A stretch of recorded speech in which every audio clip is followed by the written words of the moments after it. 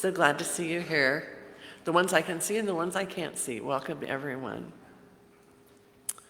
My name is Reverend Dr. Mary Mitchell, and I'd like to welcome you to the Center for Spiritual Living Reading, no matter where you are, because our mission, our vision, is we inspire people to live spiritually fulfilling lives. That's what we do, and we're really good at it. And we have a lot of prayer practitioners that haven't been getting a lot of use during these times, so they're ready to pray you up. So if you would like to give them a call or email them, the information is in the newsletter and online. We'd like to, it's usually our Greet Your Neighbor Day, Greet Your Neighbor time, but I'd like to invite you to stand up and look at that camera and wave to everybody who's at home or wherever they are in the world and say, "Hi, good to see you. Good to see you." We have a really great group here this morning. Thank you, Dave. That was great. It's fun to see that, isn't it? Just something different. Well, I'd like to also thank the people that were here early to set this all up. It included the sound team, Damien and Dave, ushers and greeters, and audiovisual ushers and greeters, and Damien's our reader again this morning. If you're a newcomer here today, we have a welcome packet for you on the back wall in the blue folder. But if you're new to us online, we invite you to stop by during the week. We're open. Come in, get a packet, chat with us, see everything. More than welcome. Good, it would be good to see you. And we have some invitations. The book sale is going on today and will continue through next Sunday, as well as this Thursday evening. What time is that, Sue? On Thursday? From 5 to 7, Thursday evening. And Sue was here last Thursday for that, and we did have some people come in, so that was nice. And we are continuing our Wednesday morning pick-me-up Zoom call, and it's from 10 to 11. And there's 15 to 20 people that show up, and we all just get to share what's happening with us, what's on our mind, and talk a little bit about the Sunday talk or something spiritual to make sure we continue to talk about science of mind in our lives. Reverend Sue's going to have a brand new class starting September 23rd. That's a Wednesday, 7 to 9 p.m. in the evening, and it's called Revealing Wholeness. This is a new class offered by Home Office, and it's the essential application of our principles and practices related to the interrelationship between spirit, mind, body, revealing wholeness through the integration of science and spirituality. So that's a lot. I know it's going to be really fun. I've seen the workbook, and it's really great. You know, one of the things we count on during the year are events, workshops, all the different things that are fundraisers. And this year, because of the virus, we're going to have to postpone our best fundraiser, which usually brings in $6,000 to $7,000, and our parking lot sale to next May. So we're thinking of, the Bliss team got together and said, well, what could we do to help fill that hole, at least some of it, so that by the end of the year, we end the year in good financial condition. And they've come up with the non-parking lot sale special event. And I think it's really, really clever. It will be Saturday, September 19th from 10 to noon, just 2 hours out of your Saturday. And it includes our gratitude, the gratitude of the whole community for everyone who's donating that day to help make up for the parking lot sale not happening. And so in order to make it even fun, ministers, practitioners, board members, and whoever else wants to help will be in the parking lot, and you come in and you drive through, caravan through the parking lot as much as you want, and look for those buckets that'll take your donations. But at the same time, we want you to feel free to bring in non-perishable items for the local food banks. The local food banks are struggling during this time. And so we'll have people out there with loving arms to take any food that we can distribute to the food banks. It also includes encouraging dog food donations because we have our Feeding Pets of the Homeless program, and we have not been getting much food to give to the pets of the homeless. So if you have some dog food, we will gladly take that also and distribute it through our little team to make sure that those pets of the homeless do get some good nutrition. And there will be a mystery bag of goodies that the Bliss team will put together, and I don't know how they're going to do it, but somebody who comes maybe dresses up their car, maybe dresses up for Halloween, maybe dresses up their dog, any kind of cute and fancy way to just make it an uplifting day. Someone will go home with a bag of goodies, some things that we still have from what we would have at the parking lot sale. So it's going to be really fun. The 360 band is going to be playing. Nadine's here this morning. Good to see you.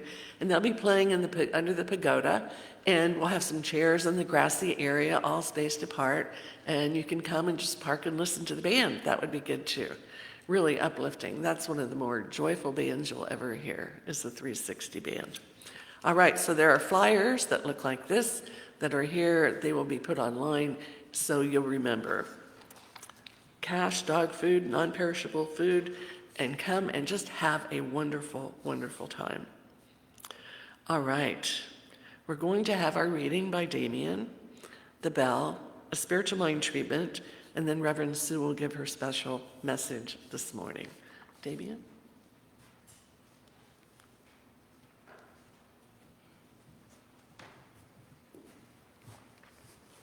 Good morning.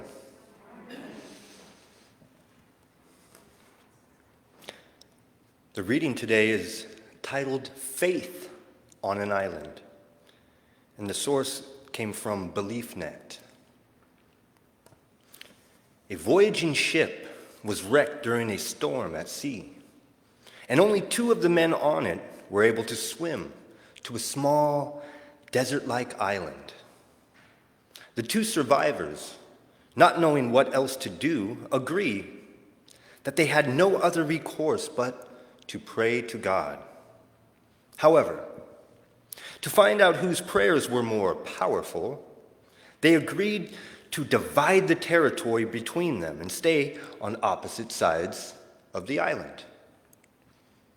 The first thing they prayed for was food. The next morning, the first man saw a fruit-bearing tree on his side of the land, and he was able to eat its fruit. The other man's parcel of land remained barren. After a week, the first man was lonely and decided to pray for a wife. The next day, another ship was wrecked, and the only survivor was a woman who swam to his side of the island. On the other side of the island, nothing. Soon the first man prayed for a house, clothes, and more food. The next day, like magic, all of these were given to him. However, the second man still had nothing. Finally, the first man prayed for a ship so that he and his wife could leave the island. In the morning, he found a ship docked at his side of the island. The first man boarded the ship with his wife and decided to leave the second man behind. He considered the other man unworthy to receive God's blessings, since none of his prayers had been answered. As the ship was about to leave, the first man heard a booming voice from heaven. "Why are you leaving your companion on the island?" "My blessings are mine alone, since I was the one who prayed for them," the first man answered. "His prayers were all unanswered, so he does not deserve anything." "You are mistaken," the voice rebuked him. "He had only one prayer, which I answered. If not for that, you would not have received any of my blessings." "Tell me," the first man asked the voice, "what did he pray for, that I should owe him anything?" "He prayed that all your prayers be answered." For all we know, our blessings are not the fruit of our own prayers, but those praying for us.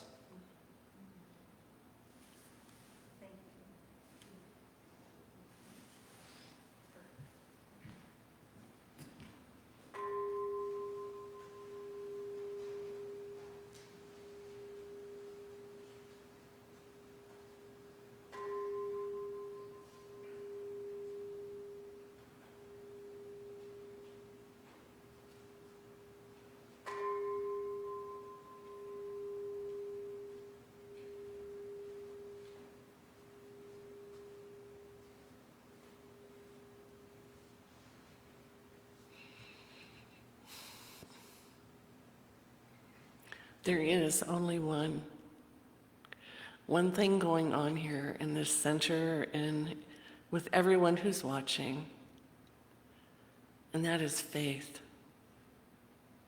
We all have faith. Faith in the practical, but also faith in the spiritual.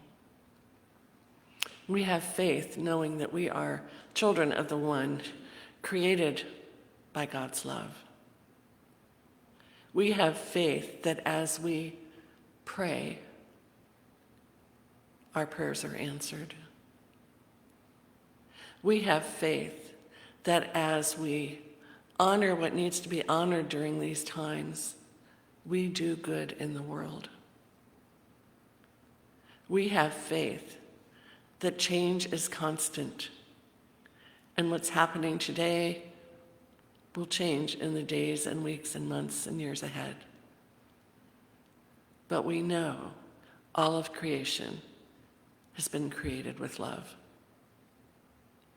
So as we respect our oneness in the world and our oneness and yet our differences, we have faith that we're doing the right thing, knowing all of God's creation is worthy of our love. And so I release and let go of anything unlike faith because it strengthens me as it strengthens each one of us when we sit in the knowledge of the love of God.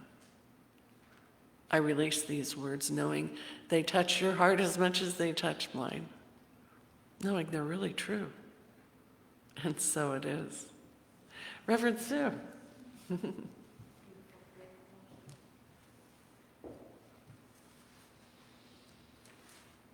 morning. Good morning.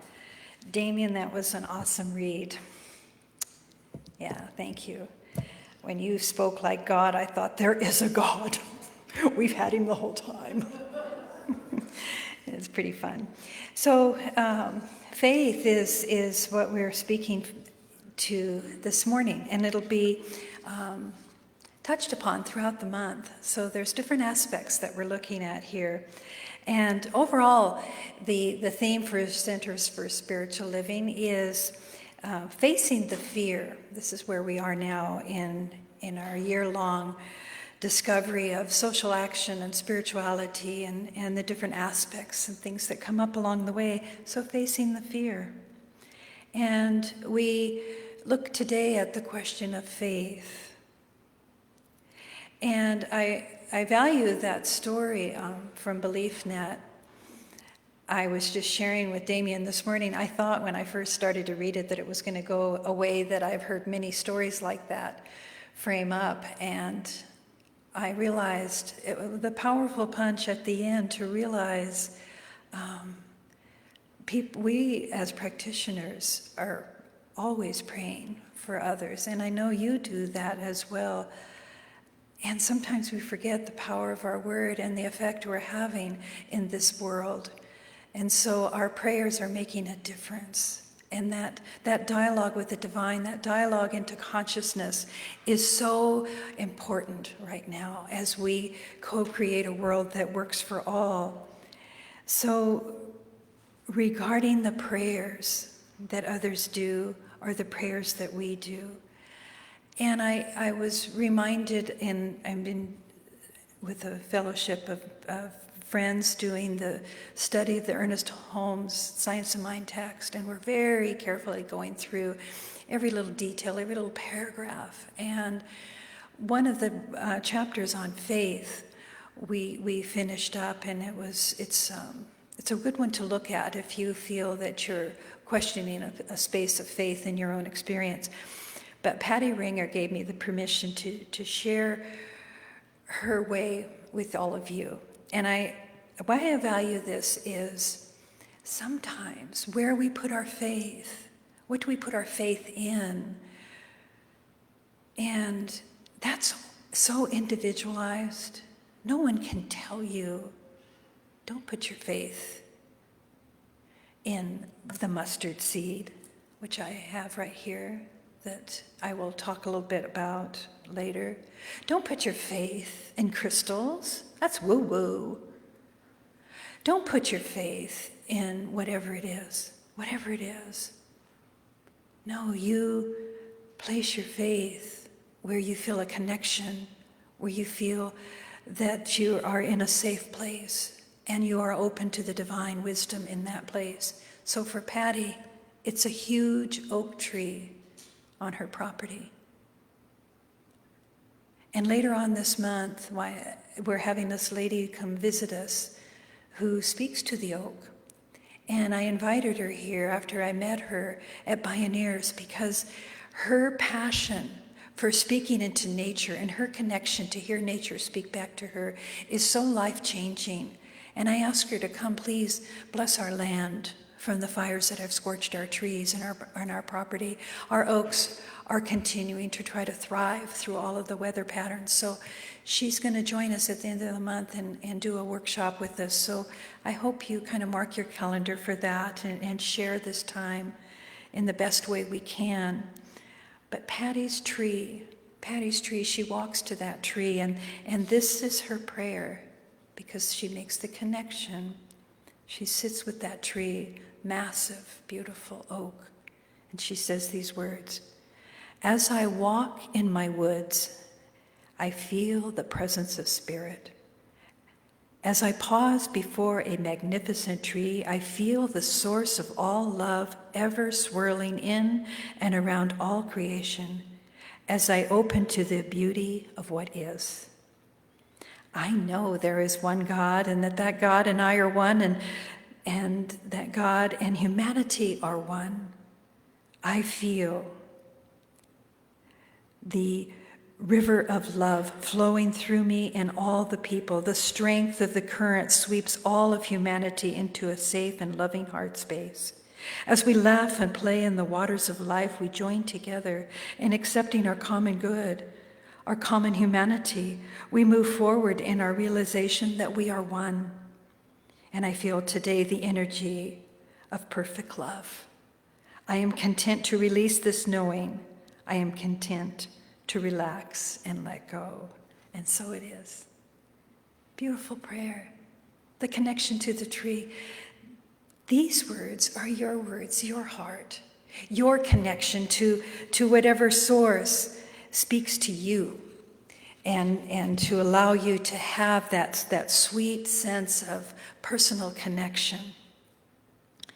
So prayer and belief and faith are so intermingled here, so close to one another, and they're also help to really define your state of well-being, don't they? If you are questioning your faith, you feel you're a little bit rocky, you're a little bit in an insecure place.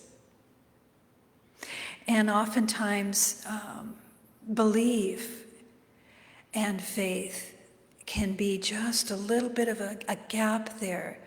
And what I want to share with you, because I am so proud of Dr. Reverend Edward Villon from Santa Rosa, who is now our spiritual leader for this organization. He's so gentle and so wise, and he's the perfect leader that we can lean into in these times to help sort our wisdom, to sort out some of our confusion, or some of our personal conflictions. And he had a very good message that I just feel really drawn to share with you, because his story was another story about faith, and maybe you've heard this one as well. But he's reminding us of this story, because Ernest Holmes states this very clearly. I live in faith that there is a presence and a power greater than I am that nurtures and supports me in ways I could never imagine. I bet that's your own language too. I have heard that and spoken through many, many people in the moments of need. When we feel vulnerable, when we feel invisible, when we feel worn out, we look into this idea that there is a presence and a power greater than I am that is nurturing me, supporting me, holding me, taking care of me through these times. So in the glossary of our Science of Mind text, it's described, faith is the substance of things hoped for and evidence of things not seen. Very popular description of what faith is. It's a mental attitude that the mind can no longer deny it. Faith is complete when it is both a mental attitude that the mind can no longer deny, and it's both conscious and subjective in its acceptance. It means there's a belief in the presence of an invisible principle and a law which directly and specifically responds to us. Thy faith has made you whole. What a wonderful moment to just pause and know that my faith will make me whole, to pause in any moment where you feel the disconnect, where you feel afraid or worried or conflicted or confused. So Edward's story relates to faith from the perspective of the tightrope walker. The audience down below in awe of this tightrope walker high up on the beam. And he asks them, do you think that I can go from here to there? And they're, I don't know. They're watching. And he takes every step very carefully across that wire, and he gets to the other side. They all applaud and ooh and ah, and yeah, I knew he could do it. Yeah. And then he says, do you think I could take this wheelbarrow across this tightrope? I don't know. And he does it brilliantly, smoothly, gracefully. Whoa, they explode with applause and just amusement and kudos and yeah, that's awesome. We believe you can do that. And then he says, do you think I can take my friend in the wheelbarrow and walk the tightrope? Silence, a little edgy, crowd's getting a little nervous, on edge of their seats. There he goes. Friend gets in the bucket. He takes him across the tightrope. And again, an explosion of support. Beliefs are building. Then he turns to the audience and he says, which one of you would like to get in the wheelbarrow now?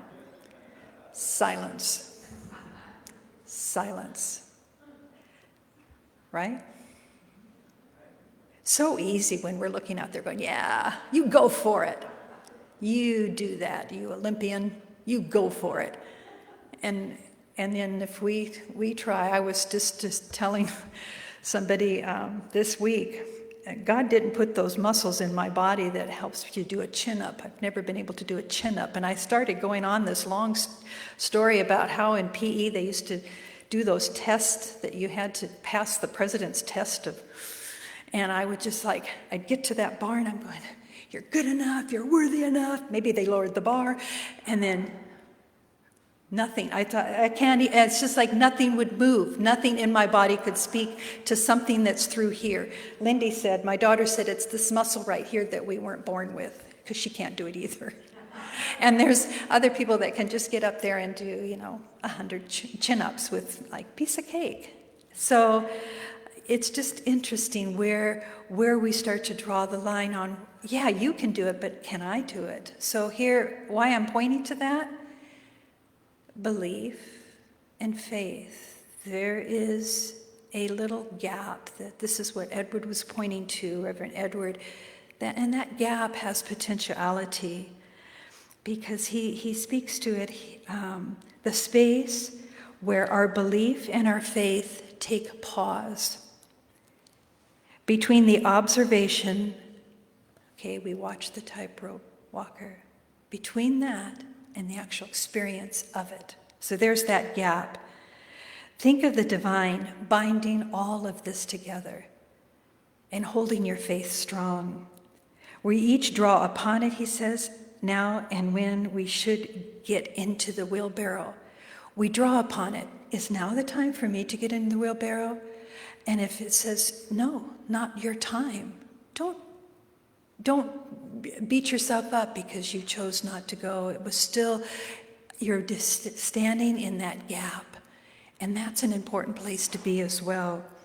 So his whole story reminded me years ago, Dr. James, and some of you might have been on these risky business adventures that he did. I don't know, did you ever go skydiving?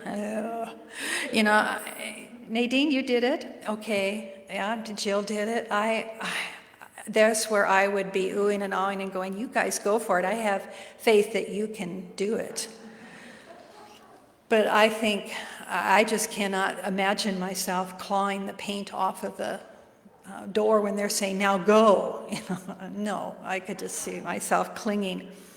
But I did go on one of the adventures that was orienteering. And it was with the Rizzi clan, and they set up this beautiful camp, and you were expected to spend an overnight alone, solo, out into the mountains.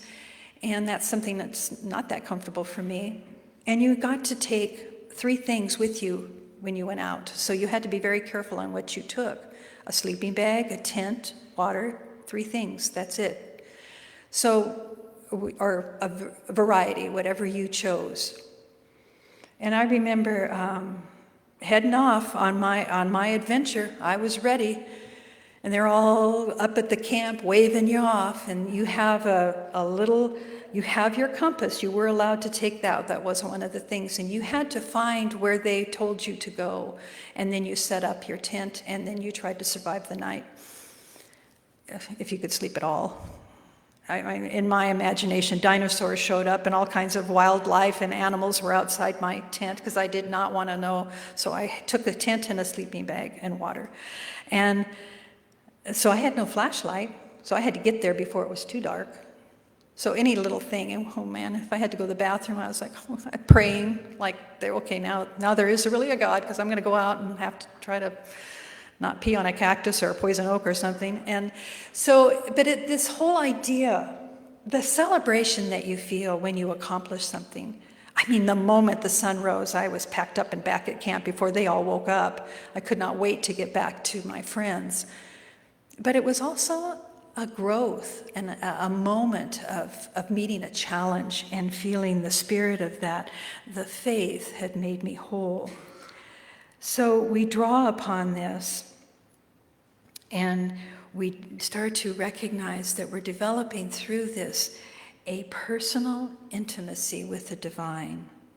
That's why, whatever your totem is, whatever your tree is, whatever your experience is, it cannot be found in a doctrine that tells you, no, you can't do that. That's not real. If it's real to you and stirs your heart space and allows you to have an intimate experience with the divine, it is your calling. It is yours. And so why I speak of the mustard seed, I had the most beautiful grandmother who was a licensed nurse. And she had a nurse's watch, and she had a little ball on it that had a mustard seed on it.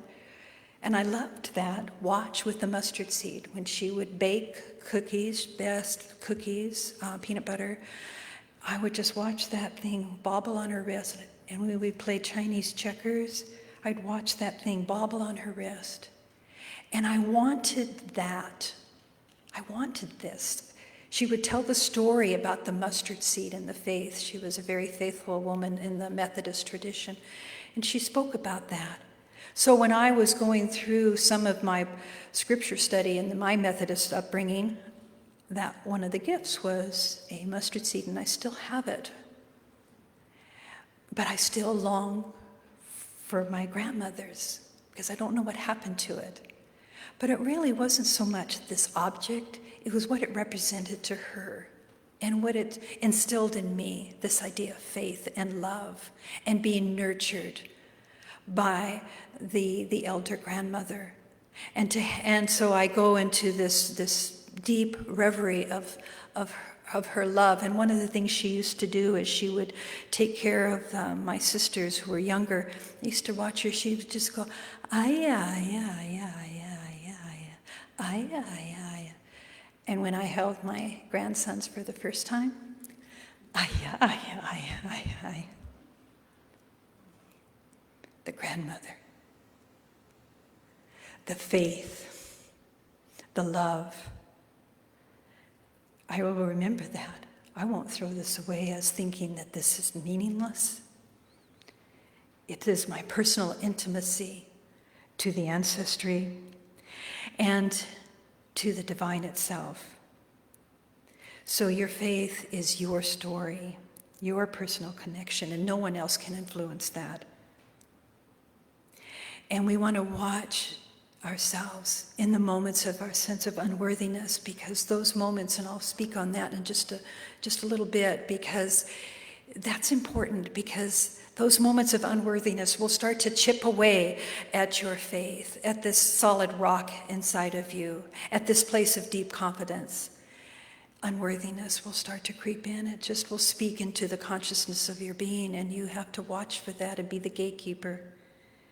But faith asks us to always take the first step. Martin Luther King Jr. says, faith is taking the first step even when you don't see the whole staircase. That is a very popular comment from him that has continued to show up to remind people, take the first step. Orienteering, take the first step. Flying out of an airplane, take that step, whatever it is. And so when we look at the definition of faith closely, we are seeing that it calls upon us to move into a place of complete trust and confidence in something greater than we are. And then our beliefs that are tagged along with that, they carry a strong conviction and a firm belief, even if there's no tangible proof of your belief. But it establishes you a place of complete trust, confidence, and a reliance on the devotion to the one. So another way you know that you're kind of wandering away from your faith is when we enter the places of worry and doubt. So I continue to offer it back to you. How do you define your faith? And does your faith, is it actualizing in your experiences? What does it look like? What does it feel like? Because I can tell you mine, but the story must be yours, so that your anchor is your truth. So you all have heard the biblical story of, I think it's in Matthew, where Jesus talks to his disciples. So he's saying, they try to do some healing. I think about that because you're about to start the new practitioner coursework. And so sometimes as a beginning practitioner, as you start to study this, you go deep into studying yourself first. But the disciples, people would come for healing and they weren't receiving it. And they go, say what? Jesus, what's going on? You can do it. Why can't we? And he's reminding them, they had some seeds of doubt in them. And it's get thee behind me. Get that doubt behind. And allow yourself to stand in principle and stand in truth. So Jesus' consciousness was absolutely pristine and clear. And he described it as if you have the faith of the mustard seed, you can move a mountain. What does that mean? You see, you can plant this tiny seed, and it grows not into just a little tiny bush or a cute little plant. It grows into a tree. This potentiality in this small seed, we look at it and realize as we plant the seeds of our thinking and nourish the soil, it will grow into a powerful tree or a force in our experience.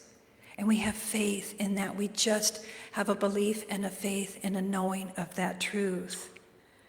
So there's there's another one that they said metaphysically, the kingdom of heaven is consciousness, and the law of good is relating to the mustard seed of thought within us.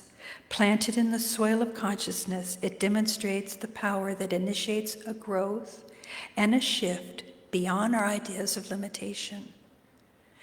Now, I read that from an interpretation, metaphysical interpretation, because I find the value in those words. Having the faith of a mustard seed, if our thoughts are believed that they create results greater in physical manifestation, we look at this and we realize that, yes, our faith can move mountains.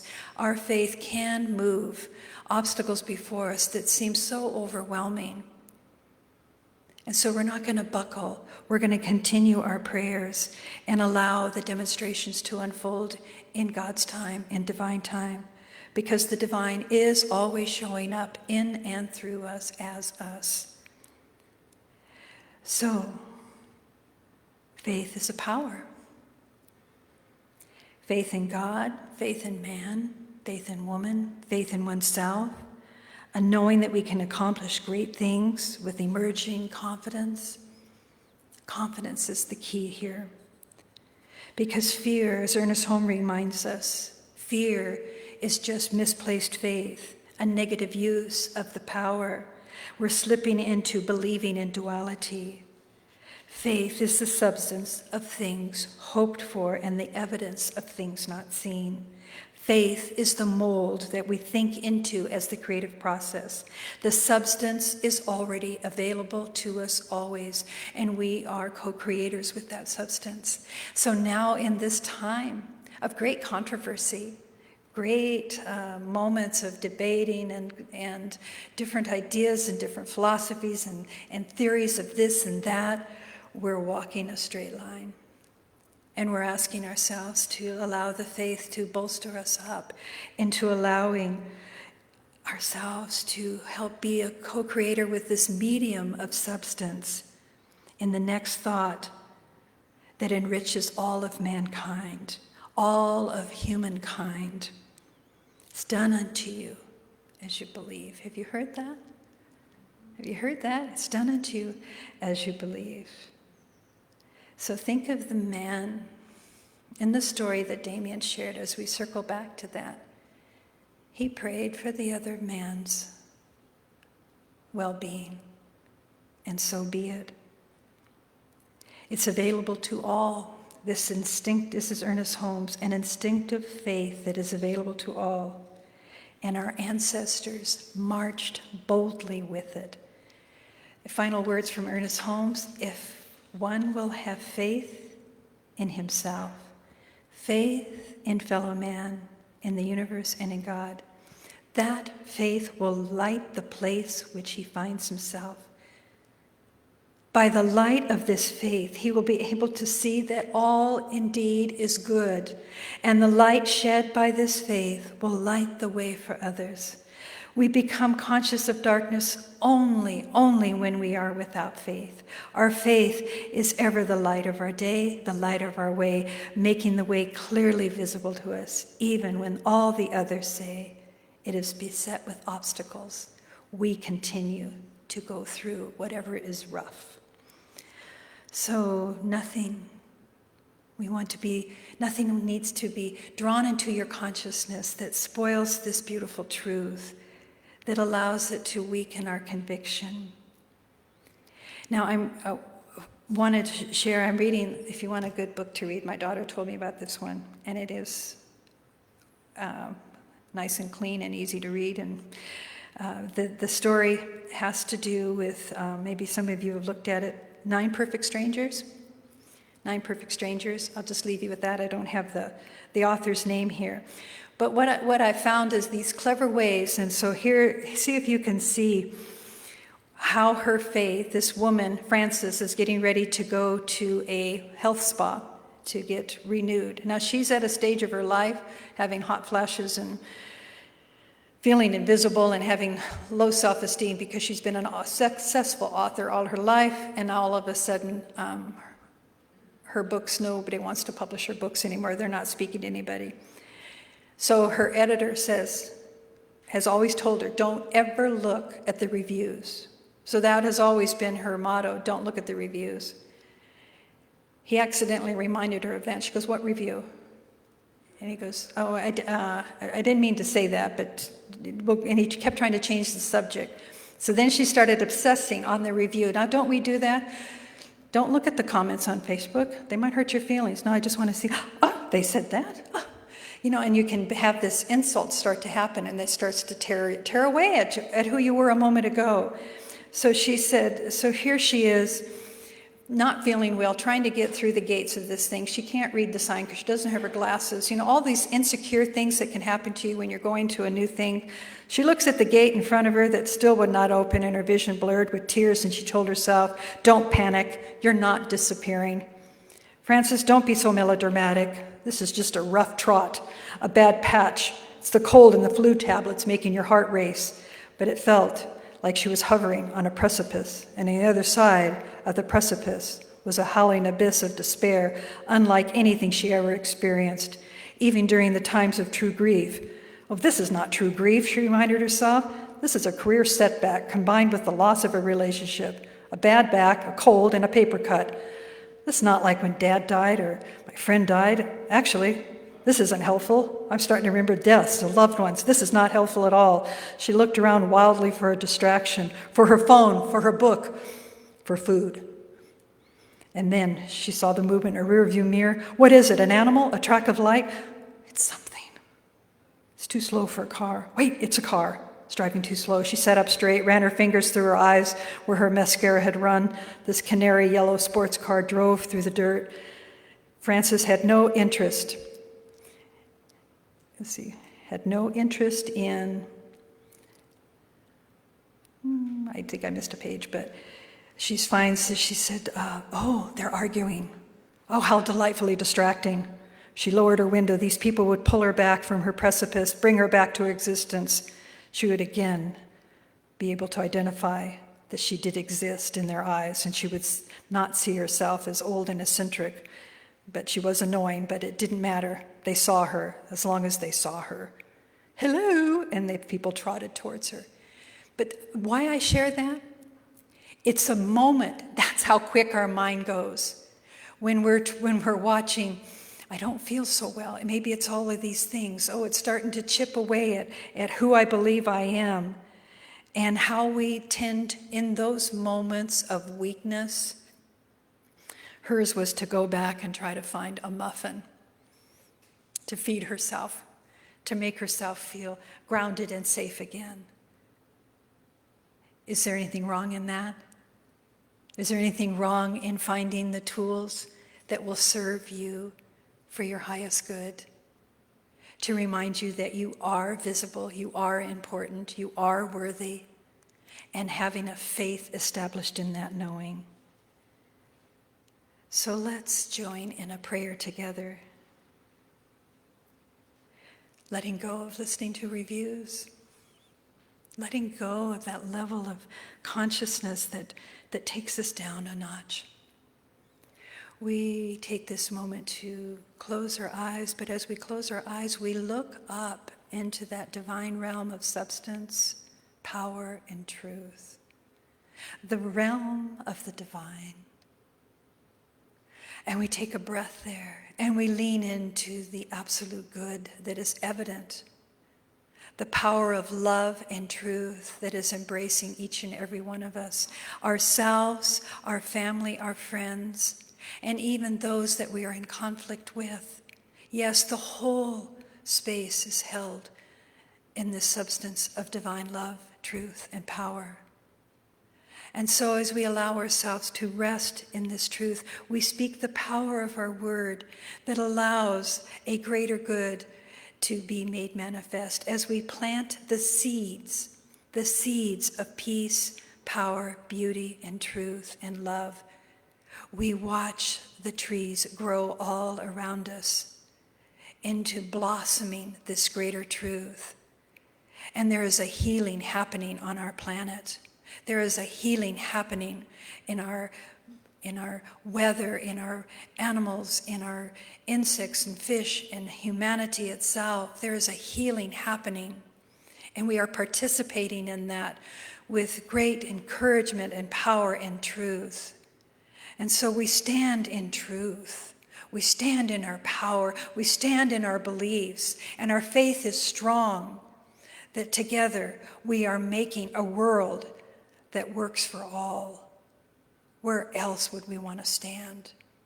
So I release this prayer knowing our faith carries it to fruition. Our love settles our soul. Thank you, God, for a wisdom and a truth and a way and a direction. And so it is. Thank you.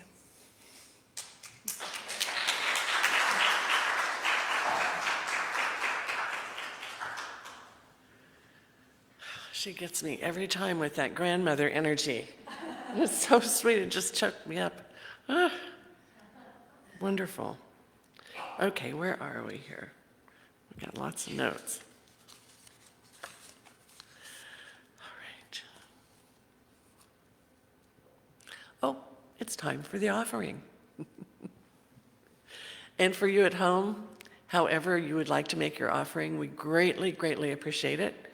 Whether it's a check or a phone call with your credit card, or come by and slip it to us in the door. Your offerings are so important for this center to keep running as it has. We continue to have all of our employees. We continue to operate every day on a great basis. And for those of you here this morning, there are baskets at each exit, and there's donation envelopes for you, whatever works for you. I'd like to say our offering affirmation, and you can reply if you'd like. Gratefully, I give with an attitude of abundance. For I know as I give, I do receive. And the important thing to know about our offering is that there really is only one life. That life is God's life. That life is perfect, and that life is our lives now. It's every one of us together. We have some closing music that I'm happy to sing along with in my mask. But I thought I'd mention, you talked about life is risky business. That's what Dr. James did. Took people skydiving, this orienteering, and I just went, I really appreciate it. It's just not for me. But what was for me was to take my favorite talks of him, my 12 favorite talks, and put them in a book, Jump into Life. And I hired a guy who was a skydiver who was also a photographer. And I paid him to go up in the plane and take pictures of James as he jumped out, opened his parachute, and landed. And oh my God, it was so fun to see those pictures. And we still have a couple of those books in the bookstore. But for me, writing is my challenge. Are they going to criticize my writing? Do you like it? Do you not like it? So that's my risky business in life. But what a great leader James Golden continues to be in our lives. So let's have some music, and we are so glad you came. Please help take some of those books home. There's a lot of them there. And have a great week. Thank you.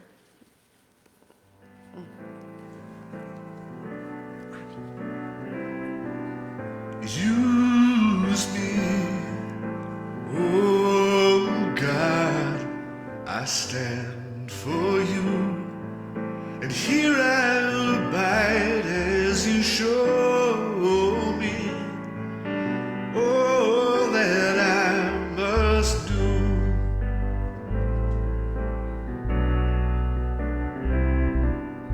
I used to think God was the sun, God is the sun, but God's so much more than the earth or the stars or all of creation.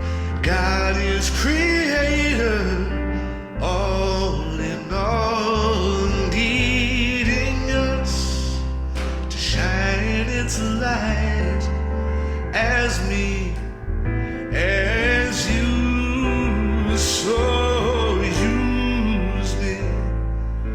Oh God, I stand for you, and here I abide as you show me all that I must do.